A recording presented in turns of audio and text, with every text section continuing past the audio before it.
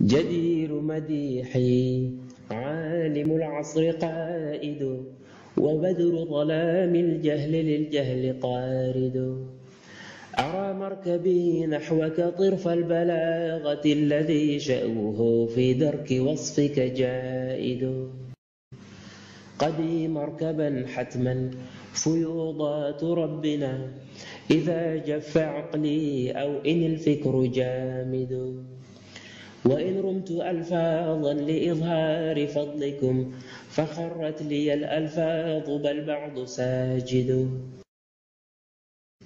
وإن رمت أوراقا أراها تنافست بذا عرفت أقلام أنك سائد مطمطم بحر العلم في قلبك السليم حتى على ظهر العلا أنت قاعد بهيم ليالي العلم صار كصبحة لتبيانكم غرا وحتى الأساعد والصلاة والسلام على أشرف المرسلين سيد الأولين والآخرين سيدنا وحبيبنا وشفيعنا ونبينا ومولانا محمد وعلى آله وصحبه أجمعين ورضي الله تبارك وتعالى عن قطب العارفين وإمام الصديقين مولانا أبي العباس أحمد بن محمد التجاني وخلفائه المهتدين وأهل طريقته الفائزين الرابحين أما بعد قال سيدي العلامة العارف بالله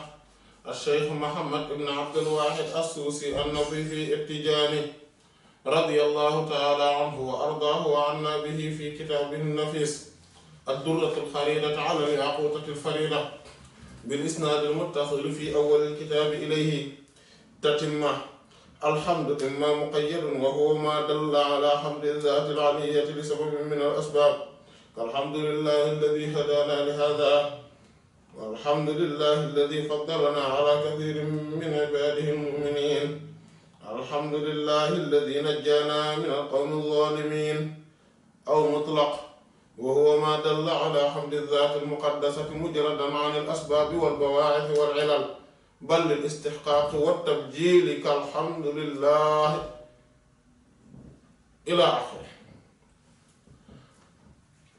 Alhamdulillah. Lors des séances précédentes, nous étions toujours sur Alhamdulillah, c'est-à-dire les louanges.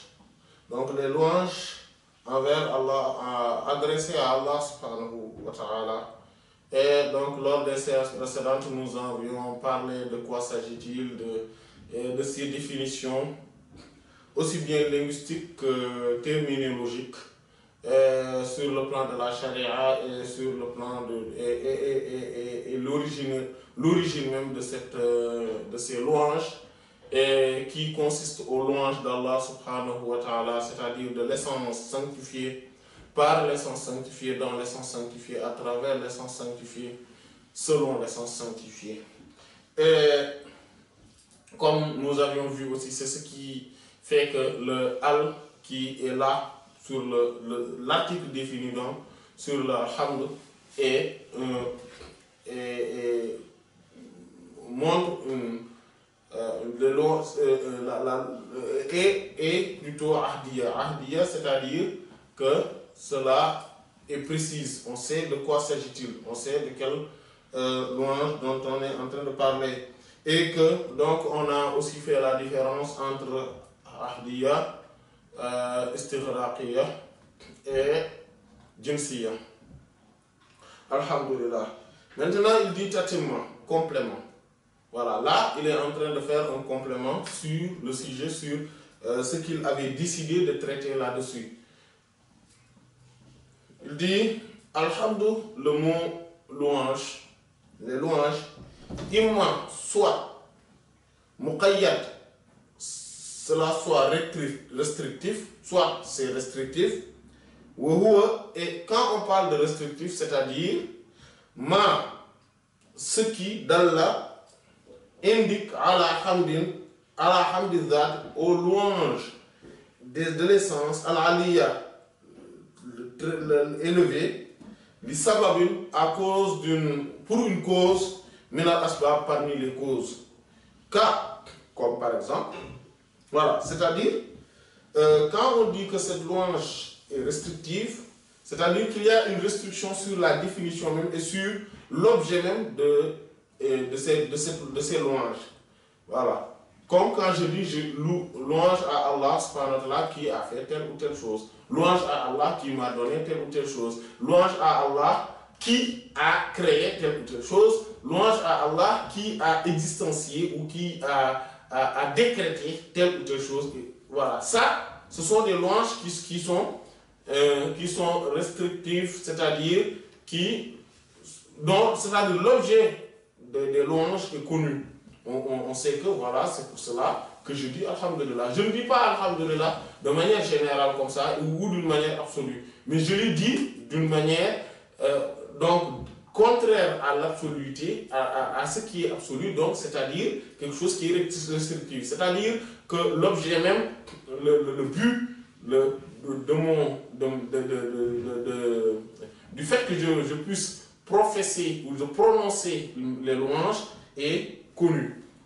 C'est pour cela qu'il dit, comme par exemple, dans la sourate Al-Araf, verset 43, il y a Alhamdulillahi alladhi hadana li hadha. Voilà, donc ça. Et donc la fin du verset, c'est Wa ma kunna linahtadiya lawla an hadana Allah.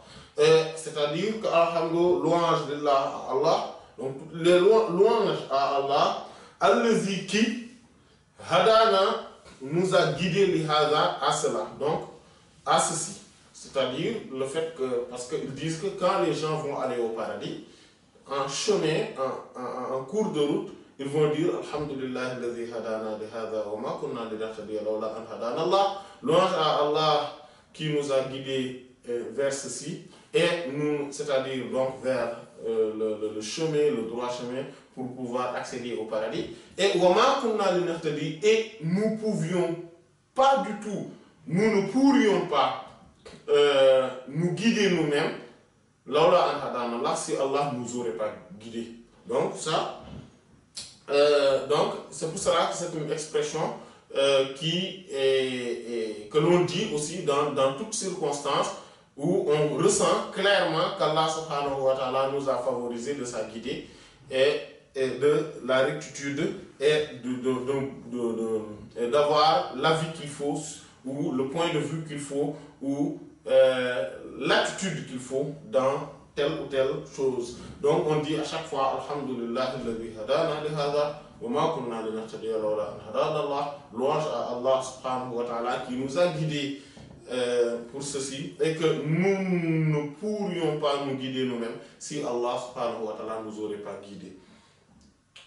Et un autre exemple, il y a quand Allah subhanahu wa ta'ala dit dans la sourate An-Naml, le verset 15, dit Alhamdulillah alladhi faddalana ala kathirin min ibadihi al-mu'minin. Et cette expression a été prononcée, Allah subhanahu wa ta'ala nous l'a relaté de la part de Sayyidina Sulaiman ala nabina alayhi afdalu salatu wassalam. Donc il dit louange à Allah qui nous a, Alhamdulillah, louange à Allah, allazi qui faddalana nous a gratifié, nous a favorisé, ala kathirin sur beaucoup min ibadihi parmi ses serviteurs al-mu'minin qui sont croyants. Voilà, qui sont les croyants. Donc Allah subhanahu wa ta'ala les a favorisés par et là où il faisait allusion, c'est le fait que Allah subhanahu wa ta'ala, lui et son père Sayyidina Daoud alayhi salam, il disait cela parce que Allah subhanahu wa ta'ala les a enseignés ou les a fait comprendre, les a fait connaître ce qu'on appelle mantiq at-tayr, c'est-à-dire le langage des oiseaux. Voilà. Et c'est aussi une parole donc qui pourrait être répétée par quiconque parmi les musulmans qui sent une certaine faveur par rapport à la plupart donc de ses congénères ou tout simplement la plupart de beaucoup d'autres parmi ses frères musulmans.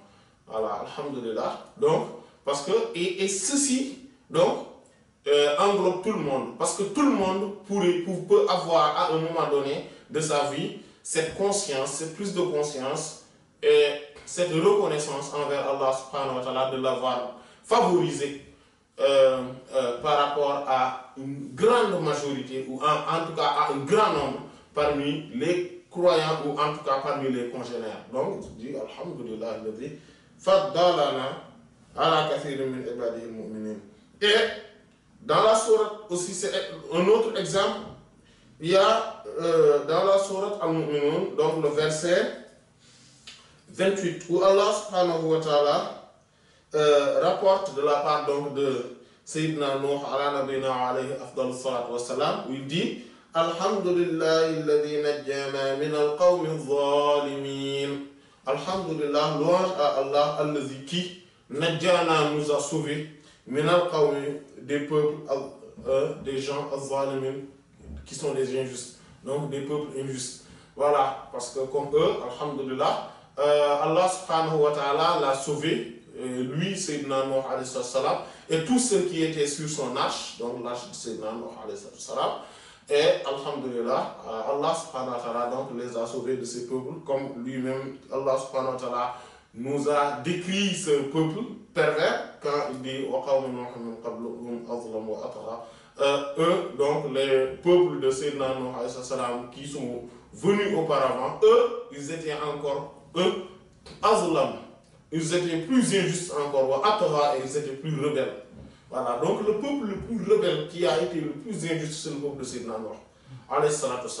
Donc Allah subhanahu wa ta'ala, donc Sayyidina Nuh alayhi salam et donc les 50 personnes qui étaient sur son arche disent qu'Alhamdulillah, alladhi najjana min al-qawmi al-zalimin. Louange à Allah qui nous a sauvés du peuple injuste. Et ceci aussi, donc c'est un sentiment qu'Allah subhanahu wa ta'ala met dans le cœur de quiconque parmi les croyants qui lui se voit que à un moment donné de la vie, il y a un sentiment d'injustice qu'il a subi ou qu'il aurait dû subir, et qu'Allah subhanahu wa ta'ala, malgré donc les manigances, malgré les ruses de ces injustes, Allah subhanahu wa ta'ala l'a tout de même sauvé. Voilà, par n'importe quel moyen. Donc il a ce sentiment-là en disant Alhamdulillah, et c'est, si on voit qu'Allah subhanahu wa ta'ala, si un serviteur se voit qu'Allah subhanahu wa ta'ala lui a doté de vivre des circonstances qui lui permettent de dire, de prononcer ces termes-là, ces expressions-là, en manifestant ses louanges et ses reconnaissances envers Allah subhanahu wa ta'ala, c'est parce qu'il est favorisé. Il fait partie des élus. Pourquoi?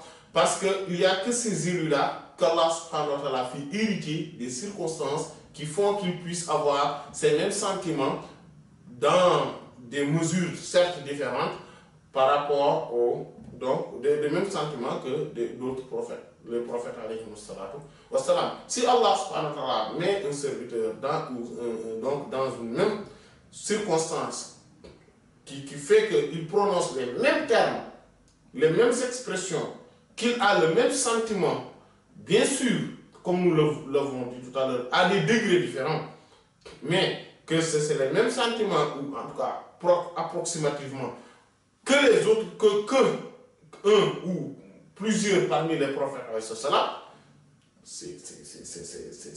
il n'y a pas de faveur plus immense que cela. Donc, et souvent cela donc passe par des épreuves, souvent cela passe par donc des circonstances qui sont difficiles, et qu'à un moment donné, Allah subhanahu wa ta'ala tire donc de ces circonstances, de ces difficultés, de ces problèmes, et qu'à partir de ce moment-là, on sent qu'Alhamdulillah, on dit oui, vraiment Alhamdulillah, qui nous a fait ceci. Et donc, en rendant ces louanges restrictives, c'est-à-dire en prononçant, en disant qu'Allah subhanahu wa ta'ala, louange à lui, parce que lui, il nous a gratifié de tel et de tel et de tel.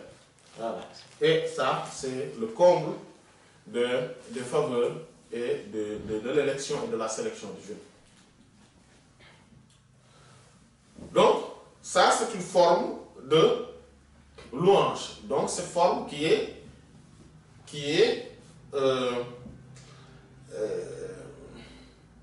restrictive. Hamdun muqayyad. Ou bien, il y a aussi une autre forme de louange, c'est-à-dire ce sont des louanges qui sont, eux, mutlaq, absolues. Les louanges qui a cette forme absolue. Et c'est quoi cette louange-là?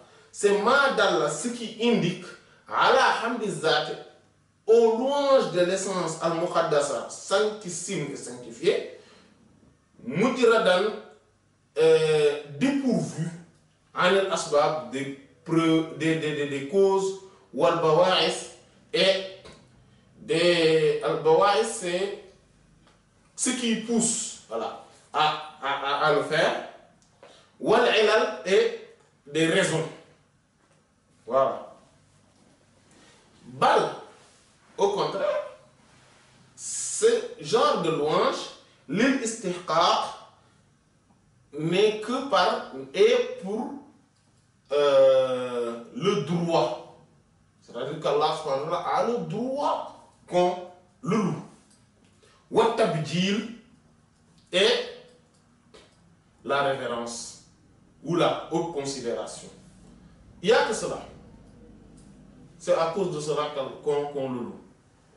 Et ça, c'est quoi? Comme le simple fait de dire Alhamdulillah, louange à Allah. Et c'est tout. Donc, quand il y a donc ces deux formes. Donc, il y a la forme restrictive que nous venons de développer. Et il y a la forme absolue, qui est quoi? Qui consiste au fait de dire Alhamdulillah. Tout simplement. Ni plus, ni moins. Parce que quoi? Parce que cela indique tout simplement la louange de l'essence sanctifiée. Et c'est tout.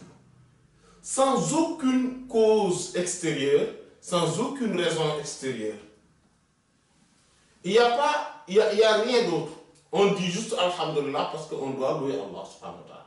Et qu'on le dit parce que tout simplement, on sanctifie Allah subhanahu wa ta'ala parce qu'il est sacré, parce qu'on le vénère, parce qu'on le considère, parce qu'on le magnifie, parce qu'on sent son unité et son unicité. On sent l'unitisme. Voilà. Le fait qu'il mérite quand même qu'on, voilà, c'est ça, qu'il mérite et qu'il a le droit d'être loué. Et on dit Alhamdulillah, louange à Allah. En prenant en compte l'essence sanctifiée, donc en répétant ces louanges de l'essence, dans l'essence, vers l'essence, par l'essence, envers l'essence, à travers l'essence et selon l'essence, mais aussi en prenant en compte tous ces noms et attributs. Et que là, ces louanges-là, voilà, est absolue. C'est pour cela qu'on l'appelle mutlaq. Hamdul mutlaq. C'est une louange absolue. Donc il faudrait bien le différencier aux louanges restrictives qui ont quoi? Qui ont des causes. Pourquoi on le dit?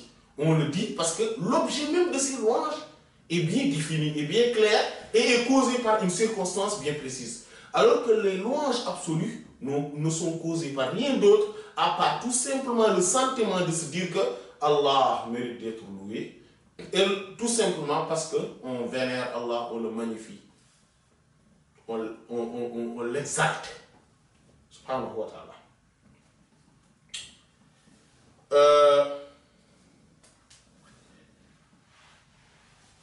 Et maintenant, il va parler de ces deux-là, mais il va recommencer à parler plutôt. En fait, il va parler de deux autres sujets sur ce même plan. Le fait qu'il soit restrictif, quelles sont les catégories de restriction? Mais la deuxième chose dont il va parler, radiyallahu ta'ala anhu, je veux bien nommer l'imam al-Nazifi, radiyallahu ta'ala anhu, c'est qui est meilleur entre ces deux-là, ces deux formes de prononcer quoi, les louanges. Il dit, radiyallahu ta'ala anhu, wal muqayyad, et le restrictif, donc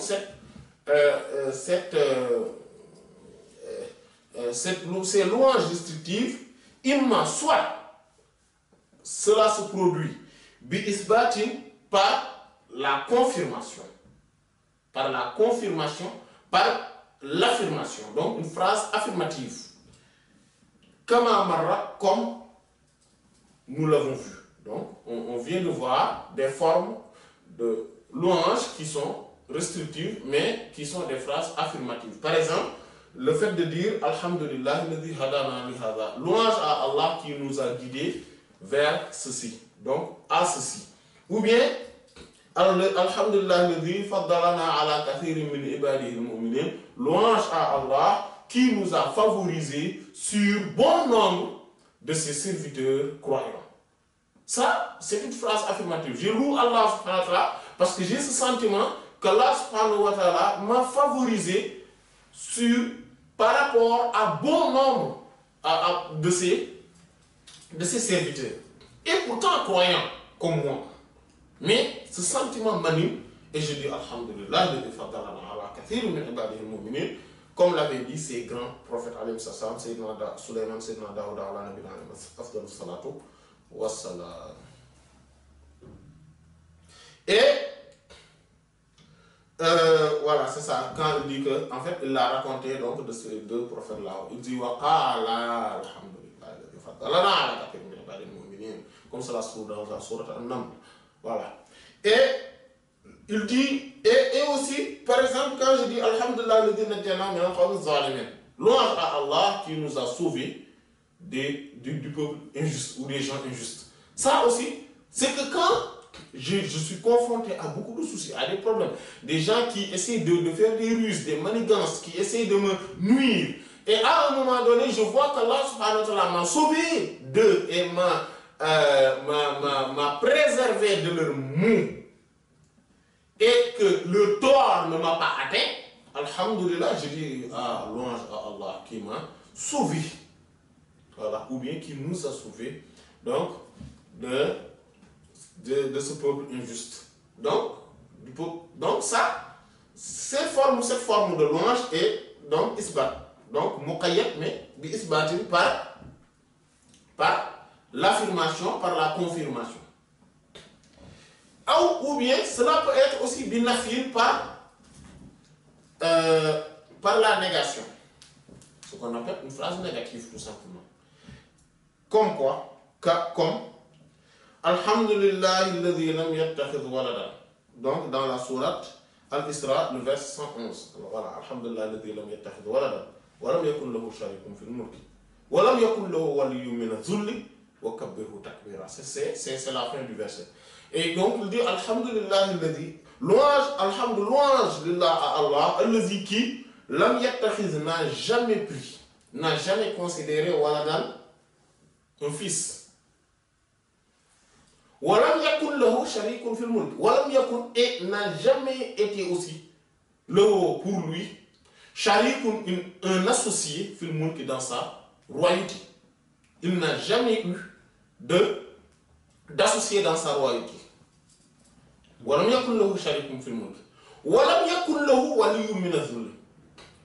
Et walam yakun, il n'a jamais été aussi lahu pour lui waliyyun, un allié, un collaborateur, un partenaire, min adh-dhull,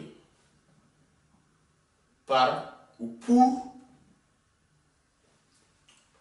un avilissement. C'est-à-dire, c'est pas parce qu'il est avili, il a des soucis, il a besoin d'avoir un partenaire, d'avoir un allié, d'avoir un collaborateur qu'il l'a eu. Non. Quand il prend quelqu'un et il fait de lui son collaborateur, son partenaire, son allié, c'est-à-dire un saint allié, c'est pour cela que nous préférons la traduction du mot waliyu, et on dit saint allié, parce qu'il est allié à Allah subhanahu wa ta'ala. Voilà. Et Allah subhanahu wa ta'ala n'a jamais pris quelqu'un comme étant son saint, comme étant un saint, un allié d'Allah subhanahu wa ta'ala, un collaborateur, un partenaire, parce que Allah en a besoin, jamais. C'est par faveur, pure faveur, envers celui qui il a élu, il a sélectionné. Et il l'a distingué aussi. Qui il l'a distingué? Donc, ce genre on voit que ce genre de louange est une louange qui réfute. Voilà. Mais souvent, quand on regarde ceci, c'est parce qu'il y a des attributs, des attributs divins, mais qui sont sous une forme négative. Voilà. Et donc c'est sifat nafi et sifat isbat. Et ça il y a une différence parce que tous les attributs où il y a donc sifat nafi qui sont des attributs de négation sont zatiya. Tous sont zatiya, c'est-à-dire sont essentiels, c'est-à-dire ressortent de l'essence. Par exemple, le fait qu'Allah subhanahu wa ta'ala n'a pas d'enfant et ne peut pas considérer, ne peut pas adopter d'enfant. Ça, c'est quelque chose d'essentiel. C'est-à-dire, cela ressort même de l'essence divine. Donc, le fait qu'il n'a pas d'associé dans sa royauté, aussi, cela ressort de son essence. Le fait, voilà, le fait qu'Allah subhanahu wa ta'ala n'a pas de partenaires, d'alliés, de collaborateurs par avilissement, ça aussi cela ressort de son essence. C'est pour cela qu'on dit que c'est tout ce qui est attribut divin, mais qui ressort de quoi? D'une forme négative, tenez-vous bien, est un attribut relevant de l'essence divine. Ça, il faudrait le retenir. Comme par exemple, Wama kana rabbuka nasiya. Ton Seigneur n'oublie jamais. Jamais. Ça aussi, le fait donc, on dit que le fait de ne pas oublier est en essence, et quoi? Par essence, un attribut divin. C'est-à-dire un attribut par essence, de l'essence divine. Vous voyez? Le fait de dire, par exemple, et c'est extrêmement important ce qu'on est en train de dire, parce qu'il faudrait le comprendre. C'est un point très essentiel dans le tawhid, c'est-à-dire dans les sciences de l'unitude, mais c'est un point très essentiel pour pouvoir comprendre, en tout cas pour pouvoir avoir une base solide et une compréhension fine par rapport aux attributs divins, ou par rapport aux noms divins même. C'est pour cela que ces noms, ce sont des noms divins, en même temps, mais qui indiquent à des attributs aussi, mais strictement essentiels. Zatiya. Ce sont asma zatiya ou sifat zatiya. C'est-à-dire que ce sont des noms de l'essence, essentiels. Et ce sont des noms qui relèvent de l'essence. Voilà, ce ne sont pas des noms, des attributs, on va en revenir, des noms, par exemple, le fait que, par exemple, Allah dit, Allah n'est jamais injuste envers les serviteurs. Le fait de parler du manque d'injustice, ce nom-là, le fait, celui qui n'est jamais injuste, ce nom-là est un nom de l'essence. Est un nom de l'essence. Celui qui ne prend jamais l'amialite, qui n'enfante jamais, qui n'engendre jamais, enfanter, jamais, celui-ci, ce nom-là est un nom d'essence. Le nom qui dit par exemple, n'a pas été enfanté, c'est un nom d'essence. Parce que c'est impossible qu'Allah subhanahu wa ta'ala soit le produit d'un processus, quel que soit ce processus. Par essence, Allah subhanahu wa ta'ala est comme ça. Ce nom, c'est un nom divin. mais qui est un nom de l'essence. Donc, tous ces noms, c'est pour ça que on essaie d'expliciter cela, parce que c'est un point extrêmement important. Tous les noms qui ont cette forme négative dans leur expression, ce sont des noms quoi? D'essence. Oui, ces attributs sont des attributs de l'essence même. C'est pour ça que cette classification, en parlant de Al-Asma Zatiya, Asma Nafsiya, Asma Sifatiya et Asma Fi'aliya, vous voyez? Et cette classification-là relève que quand on parle des noms quoi? Isbatiya. C'est-à-dire Asma Isbatiya. C'est-à-dire que les noms par lesquels, les noms qui sont apparus sous une forme affirmative. Quand le nom d'Allah, subhanahu wa ta'ala, est sous une forme affirmative, maintenant il faut voir cette classification-là. Mais quand le nom est sous une forme, quoi, négative, c'est un nom d'essence. C'est-à-dire, c'est pas, il ne faut même pas se poser la question. Allah n'est pas injuste. Allah, c'est pas essence qu'il est comme ça. Allah n'est pas engendré, c'est-à-dire il ne résulte pas d'un processus. C'est pas essence qu'il est comme ça. Allah, ce sont des noms de l'essence. C'est pour ça que ce sont des noms de l'essence. Allah n'est pas, n'enfante pas. Ou, parce que, pourquoi? Allah, c'est impossible qu'il enfante. Parce que le fait d'enfanter, c'est quoi? C'est quoi le fait d'enfanter? C'est pour ça que la sourate Ikhlas est une sourate extraordinaire. C'est pour ça que cette sourate-là a ce poids qu'il a, au point même de peser, d'avoir la valeur d'un tiers du Coran. Parce que ça parle d'un caractère essentiel ou des attributs essentiels d'Allah subhanahu wa ta'ala et qui relève même de l'essence divine, de l'essence sanctifiée. Parce que c'est un condensé de noms divins qui sont là, qui parlent Ahad déjà, parce que voilà, et après il parle de Samad, parce que tout ça ce sont des noms d'essence. Et pourtant ces deux noms-là, Allah est un nom d'essence, Ahad est un nom d'essence, Samad est un nom d'essence. Tous sont des noms d'essence. Lam Yalid est un nom d'essence. Lam Yulad est un nom d'essence. Lam yakun lahu kufuwan ahad est un nom d'essence. Parce que, voilà. Voilà. Et tous ces noms qui sont dans cette sourate Al-Ikhlas sont des noms d'essence quoi? Ce sont des noms d'essence qu'on appelle Al-Asma Al-Zatiyat Al-Mutlaqa. Ce sont des noms d'essence absolus à part As-Samad, qui est un nom d'essence quoi? Muqayyada. Muqayyada. Qui est un nom d'essence restrictif. C'est-à-dire, c'est un nom d'essence.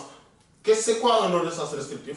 C'est un nom d'essence qui est un nom d'essence d'un côté, et si on regarde de l'autre côté du sens de ce nom, on voit que c'est un nom qui est relatif à un attribut. C'est-à-dire le fait que tout le monde a besoin de lui et qu'il n'a besoin de personne, ça fait partie de ses sens du Samad. Donc, ce qui fait que sur ce plan-là, c'est un attribut. Voilà, c'est un nom d'attribut. Mais pas essence.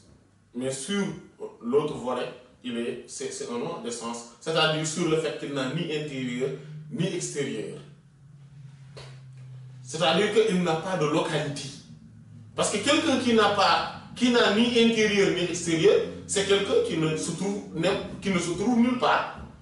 Bon, entre guillemets, en fait, qui n'a pas de lieu, circonstance. Il n'a pas de circonstance de lieu et il n'a pas de circonstance de temps.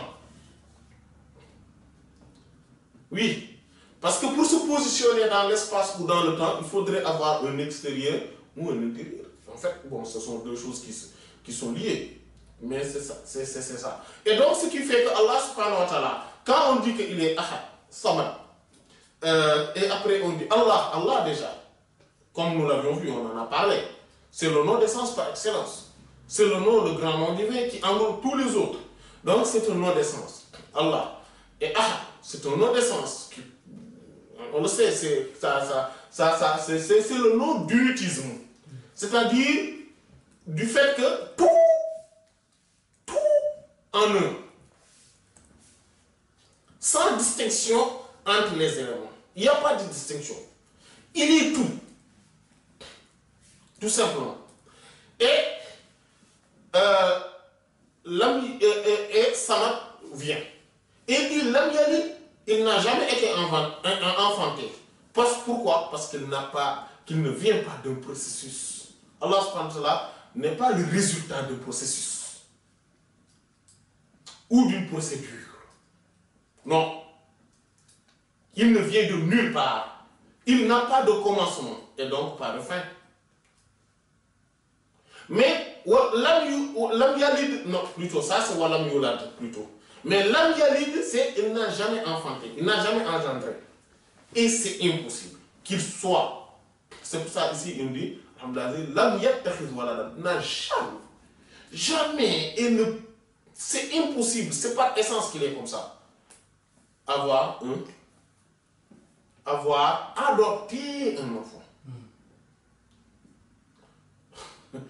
C'est pour ça Lam Yattakhiz Waladan ne signifie pas qu'il n'a pas d'enfant. Non, qu'il n'adopte pas d'enfant. C'est sous cette forme-là. Un jour, j'ai entendu un chrétien qui disait dans une radio, disait que oui, il y a des gens, en fait, il parlait des musulmans, qui disent que oui, nous, quand on dit que Jésus est le fils d'Allah, c'est comme quand un enfant du Sénégal va quelque part à l'extérieur, on dit que c'est un enfant du Sénégal. Et exactement, c'est ce que Allah refuse. Allah refuse cette annexion, cette forme d'affiliation. C'est pour cela qu'il a utilisé le terme Lam Yattakhiz. Il n'a pas adopté sous n'importe quelle forme, que ce soit d'enfant. Oui. Et exactement, nous c'est ce qu'on dit quand les Yoruba disent, les Juifs et les chrétiens disent, ou plutôt les Juifs disent Nahnu abna'ullah wa ahibba'u. Nous sommes les fils d'Allah et nous sommes ses bien-aimés. Allah dit au prophète sallam, répondez, Qul lima yu'adhibukum bi dhunubikum bal antum basharun mimman khalaq. Dis-le, donc Allah, pourquoi il vous punit à cause de vos péchés? Au contraire, vous êtes des humains parmi ceux qu'il a créés, tout simplement. Allah n'a pas d'enfant et ne l'adopte pas. Mais on sait tous qu'aucun chrétien, aucun juif ne prétend être le fils direct d'Allah. Ça, tout le monde le sait. Mais c'est la forme, la parole même qu'Allah refuse. Parce que quand on adopte quelqu'un comme étant son enfant, Allah subhanahu wa ta'ala refuse cette forme d'adoption. Parce qu'il faudrait être du même genre. Allah n'a pas de genre. Voilà. Mais quand il dit, donc là, donc dans cette sourate Isra, il a refusé, bon, comme dans d'autres sourates, qu'il a refusé le fait de dire que, ouais, ils adoptent l'enfant. C'est pour cela que nous aussi, quand on les Wolof, quand on parle d'Allah en disant notre grand-père Allah ou des choses comme ça, c'est une forme d'associationnisme extrêmement grave.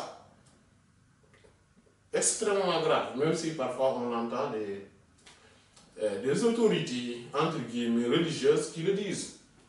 Parce que ça, c'est une défaillance extraordinaire sur les bases même du tawhid. Sur les bases même du tawhid, qu'Allah nous préserve. Voilà. Maintenant, regardons. Allah dit, Lam Yalid, il n'a jamais enfanté. C'est impossible de lui. Ça, c'est un de ses noms. lam yalid. Et quand on dit qu'il n'a jamais enfanté, donc c'est un attribut aussi. Donc c'est, mais de quoi? Qui, voilà, qui est dans la délégation sous une forme négative. Quand Allah subhanahu wa ta'ala le dit, c'est quoi enfanter? Il y a deux formes. La première forme est comme les humains le font avec les animaux. Donc les humains et les animaux, eux, ils enfantent. Et les djinns aussi. Ils enfantent comment? Il y a un père, une mère, ou parfois une mère seulement, physiquement. Et donc, il est enceinte, ou elle, et après, elle donne quelqu'un qui est du même genre que lui. Ça, c'est le fait d'enfanter. Ou bien il produit sous une autre manière, comme les oiseaux, le monde, comment on les appelle, ceux qui... Hein? Ovipare.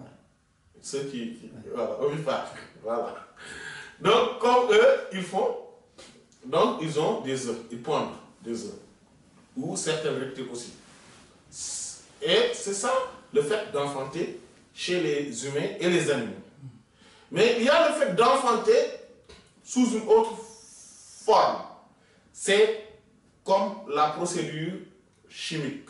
C'est-à-dire qu'il y a une réaction chimique qui fait que quelque chose, un produit, va découler d'un autre produit. Et ça, on dit que ça a été enfanté par quelque chose. Toutes ces deux formes, Allah subhanahu wa ta'ala lui refuse catégoriquement de sa part. Il n'a pas enfanté. Il n'est pas le produit d'un processus, c'est pour Walam Yula, mais il n'a pas, il n'y a pas quelque chose qui provient de lui. En tant que, oui, il les a produits. Jamais. Jamais. Il a créé tous par sa propre volonté, sa science, sa force. Il les a tous produits. Mais pas qu'il y a quelque chose qui est né de lui. Non, jamais. Et maintenant, les noms d'essence. Donc, les noms donc, qui réfutent sont des noms de l'essence. Et donc, dans les louanges aussi, il y a ces louanges donc, qui sont des louanges affirmatives, donc, qui sont restrictives mais affirmatives, et d'autres qui sont tout simplement négatives, ou sous une forme négative. Donc, ce sont ces deux formes-là. Et comme nous l'avions vu tout à l'heure, les noms d'essence, quand c'est affirmatif, il y a des noms d'essence, et après il y a des noms d'attributs, c'est-à-dire al-asma sifatiya. Mais il y a aussi des noms internes, al-asma al-nafsiya. Et ce sont les 7. Il y a 7. Al-hayy, c'est-à-dire le vivant. Al-alim, le savant, le tout savantissime. Donc, Al-Hayy, Al-Alim, Al-Qadir, le tout-puissant, donc celui qui a la force, la puissance de faire, le capable, le tout capable. Voilà. Le tout compétent. Al-Qadir. Il y a Al-Murid, c'est-à-dire celui qui a la volition et la volonté. Celui qui a la volonté plutôt. Donc celui qui fait tout ce qu'il veut. C'est pour ça qu'on est fa'al lima yurid. Donc, il a une volonté, celui qui a la volonté. Donc c'est Al-Murid. Il y a As-Sami'a, celui qui entend tout. Et il y a Al-Basir, celui qui voit tout.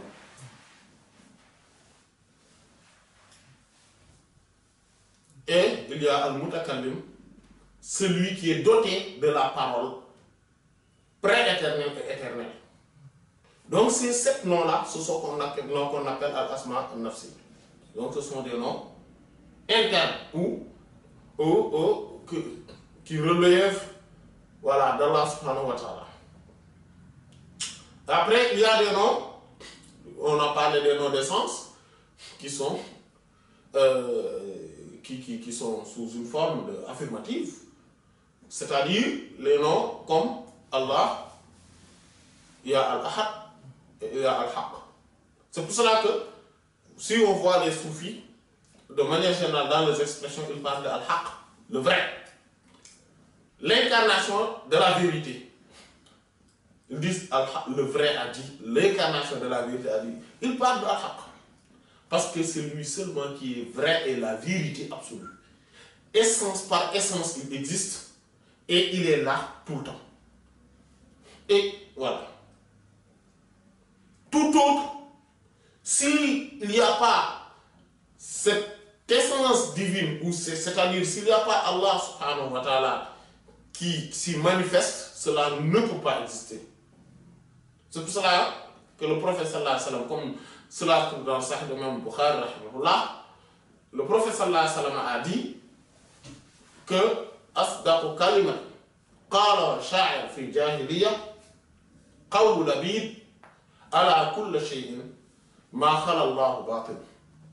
La parole la plus véridique qu'un poète a dit pendant la période pré-islamique, c'est quoi? C'est la période de l'ignorance, c'est quoi? Eh bien, Allah, kulli shay'in, toute chose, ma khala Allah, qui est vide d'Allah, batil, est le néant, est un néant. Tout ce qui est vide d'Allah est néant. Tout. Et après, il y a ces noms, mais qui sont... il y a aussi les noms les pronoms, comme huwa, ana, ya, mutakallim, etc. On en avait parlé, etc. Et donc, il y a aussi des noms muqayyada comme an-nur, voilà, la lumière, ou plutôt l'incarnation de la lumière, voilà. Al-Wahidu, Al-Quddus, Al-Samadu, comme nous venons de le voir, etc. Donc, on voit bien que, et Ar-Rahman aussi en fait partie. Voilà. Donc, ce sont 6 noms aussi. Et après, il y a les noms d'attributs, Al-Asma Sifatiya, qui sont soit de Kamaliya ou Jamaliya ou Jalaliya. Voilà. Bon, maintenant, donc c'était juste pour dire que c'est essentiel de comprendre ce qu'on a voulu dire, qu'il y a des noms qui ont une forme affirmative et d'autres qui ont une forme négative, et que ceux qui ont une forme négative sont quoi? Essentiels, relèvent de l'essence. Et c'est ainsi aussi pourquoi? Pour les louanges. Et donc tout revient à l'essence. Toutes les louanges reviennent à l'essence. C'est pour cela explicite le fait que, comme nous l'avions éclairci, ou nous l'avions dit lors de la séance précédente, que le mot Alhamdu, il n'y a que l'Illah qui peut être devant. Cela éclaircit davantage cette parole. Et maintenant, la cause pour laquelle on fait ces louanges peut différer, et donc on dit que c'est destructif. Et parfois, cela renvoie directement à l'essence, parce que c'est sous une forme négative, ou bien cela renvoie à autre chose, à quelques autres de ses attributs, parce que c'est sous une forme affirmative. Et il dit, il a donc, jusqu'à la fin du verset, comme nous l'avions terminé, il dit, walhamdulillah, et les louanges à Allah, comme par exemple, ou bien en disant, alhamdulillah, alladhi la ilaha illa huwa. Par exemple, louange à Allah, alhamdulillah, alladhi qui, la ilaha, il n'y a aucune divinité, illa huwa à part lui. Ça aussi c'est essentiel. Ouais. Il n'y a aucune divinité à part lui. Voilà.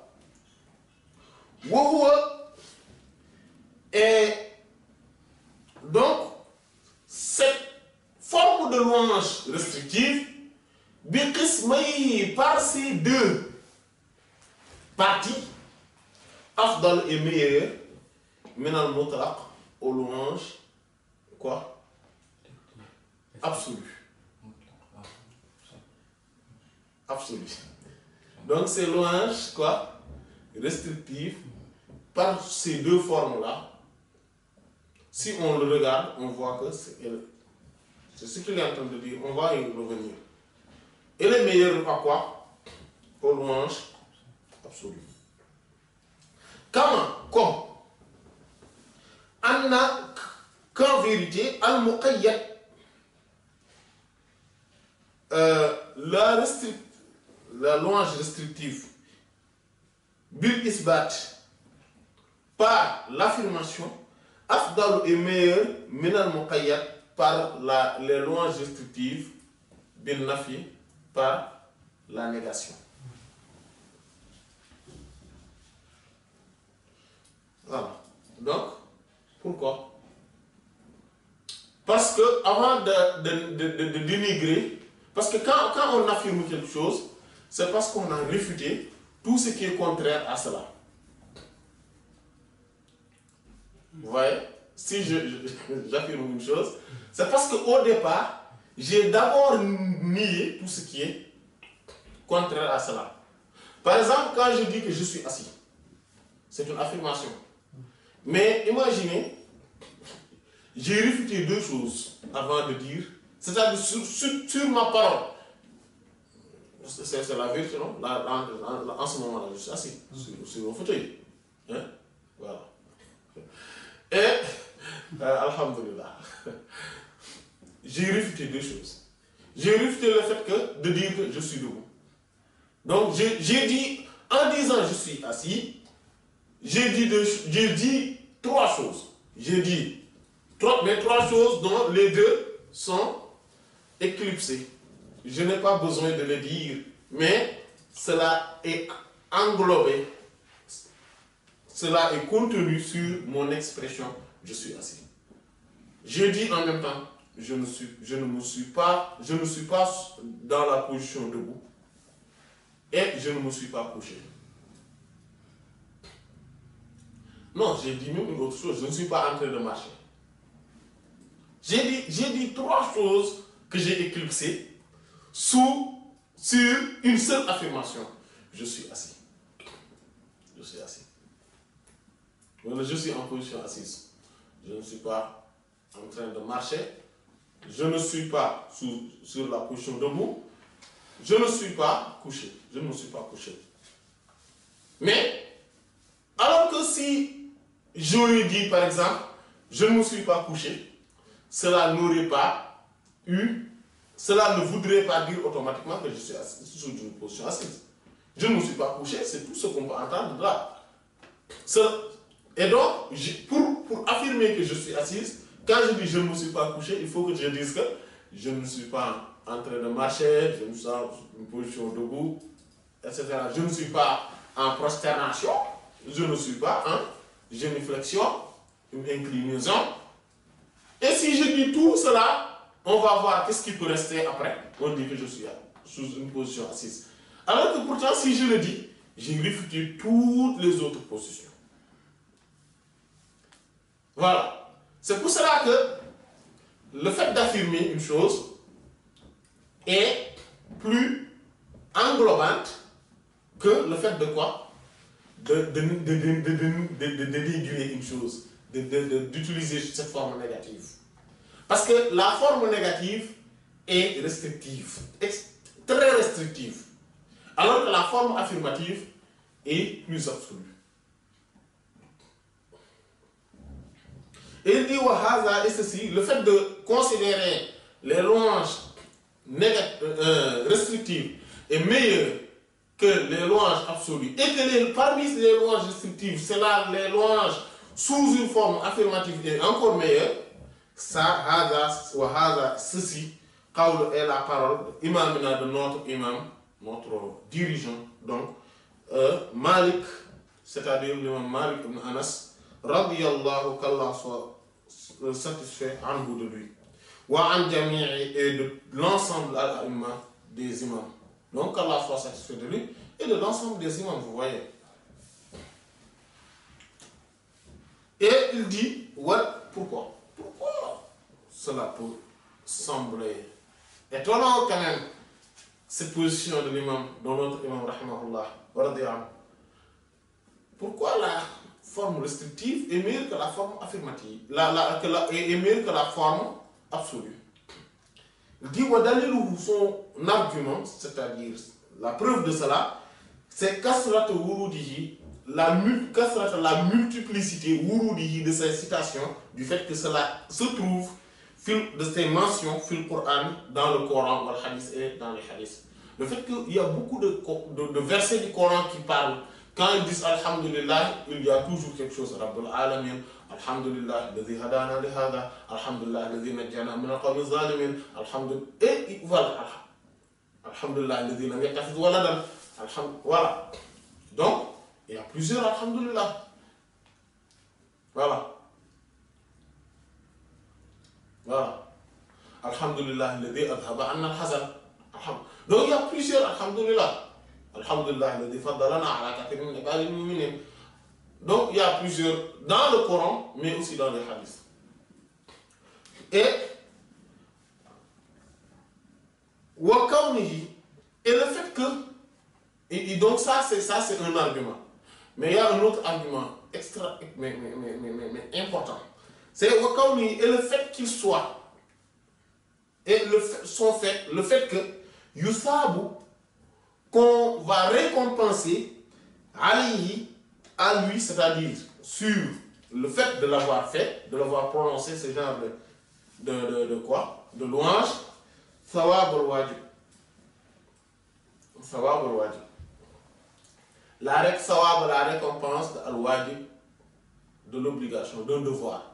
C'est-à-dire que, quand je dis Alhamdulillah, juste comme ça, ou bien quand je dis Alhamdulillah et que je le dis pour une cause bien précise, c'est parce que quoi? J'ai fait un devoir, le fait de louer Allah devant un de ses bienfaits envers moi.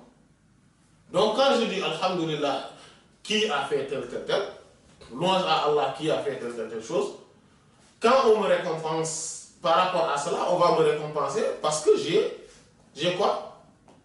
J'ai dit une chose que je dois dire. C'est-à-dire c'est une obligation pour moi que je le dise. Et comme c'est une obligation, on va me récompenser la récompense de quelqu'un qui a fait un acte obligatoire. On est d'accord? Et c'est ce qui fait que, donc, il dit quoi? Parce que Al-Ghalib, pour la plupart du temps, c'est son arrivée, son avènement, fi muqabalati et en opposition, ou bien et en revanche de ni'ma, d'une bienfaisance, d'une jouissance. C'est parce qu'il y a une jouissance de la part d'Allah subhanahu wa ta'ala que je le dis. Ça, c'est la parole de l'imam Al-Rahman. Mais l'imam Al-Shafi'i, et là, il ne l'a pas dit. Rabbi Allah Ta'ala, lui, il a une autre vision des choses. Il dit que, non, les louanges absolues sont meilleures. On dit pourquoi? Il dit parce que quand les louanges sont absolues, c'est parce qu'on la répète, qu'on l'a dit de manière absolue. Et parce que Allah subhanahu wa ta'ala, c'est par essence qu'on l'a dit. Et que cela englobe en même temps tous les bienfaits qui peuvent surgir. Donc, et l'obligation et ce qui ressort des choses surérogatoires sont dedans. Et que c'est absolu. Donc, cela englobe toutes les choses. C'est pour ça qu'il dit que donc, le fait de dire Alhamdulillah sans rien y rajouter est meilleur dans ce cas-là. Et ça aussi, c'est une position qu'il faudrait bien prendre en compte. C'est-à-dire que le fait que cela soit absolu, cela renvoie même les mêmes louanges. C'est-à-dire c'est même répété comme le prophète sallallahu alayhi wa sallam a dit La uhsi thana'an alayka anta kama asnayta ala nafsik. Voilà. Je je ne peux pas faire tes éloges pour Allah. Je ne peux pas cerner tous tes éloges. Toi, tu es comme tu t'es loué toi-même. Et ça, ces paroles-là montrent clairement que montrent clairement que l'avis de l'imam Shafi'i est extrêmement à prendre en compte. Et que c'est une parole qu'il faut prendre en compte, c'est-à-dire son avis sur le fait de dire que les louanges sont quoi? Quand elles sont absolues, elles sont meilleures. Parce que quoi? Parce que cela renvoie le fait que le prophète sallallahu alayhi wa sallam lui-même a dit que toutes ces louanges-là qu'il doit faire, tous les éloges qu'il doit faire envers Allah subhanahu wa ta'ala, qui sont déjà absolus, c'est-à-dire qui comportent des choses restrictives et qui comportent des choses qu'il ne connaît même pas lui, parce que cela englobe l'infini, l'illimité, l'absoluité, tout cela, et qui renvoie à la prééternité de l'essence. Ces louanges-là, moi je ne peux pas les reformuler. Je vais juste te redonner les choses, toi Allah, c'est-à-dire te rendre les choses pour que toi-même, tu te loues toi-même en disant juste le terme quoi? Alhamdulillah. Et donc, cela montre donc aussi l'importance de cet avis. Voilà. Donc, on voit bien que les deux imams, chacun sous un angle, a considéré la prépondérance d'une forme de ces louanges, mais toutes les deux ont raison de vouloir exprimer la prépondérance, en tout cas la précédence de l'une des formes de louange par rapport à l'autre.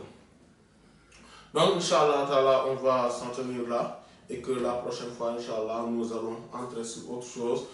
Il y a beaucoup de choses qu'on pourrait dire sur les louanges aussi, mais on va s'en tenir là et que peut-être qu'on aura le temps d'y revenir sur d'autres occasions, Inch'Allah. Wallahu ta'ala a'lam wa sallallahu ala sayyidina Muhammadin wa ala alihi wa sahbihi ajma'in subhana rabbika rabbil izzati amma yasifun. ثلاث خصال هن زينك قدوتي حياء وزهد وانكسار مساعد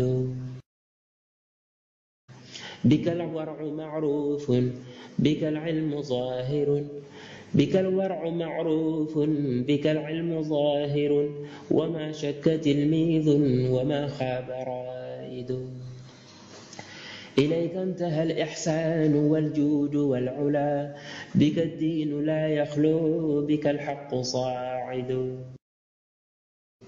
نفائس عرفان كنظم اللآل بل كدرات أصداف لك الفصل خامد ولي صميم محسن أنت عارف وقور عدول كيد إبليس فاسد